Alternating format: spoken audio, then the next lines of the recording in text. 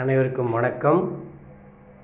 நிலையில் திரியாது அடங்கியான் தோற்றம் மலையினும் மானப்பெரிது. இது 13வது அதிகாரம் அடக்கமுடைமை அப்படின்ற அதிகாரத்தில் வர்ற 124வது குறள். இதில் வள்ளுவர் என்ன சொல்ல வர்றாருன்னா, மலை ரொம்ப பெருசு, மலையை அசைக்கவே முடியாது, அசையவே அசையாது. அப்படிப்பட்ட மலையை நம்ம மனதோட வள்ளுவர் ஒப்பிடுறார்.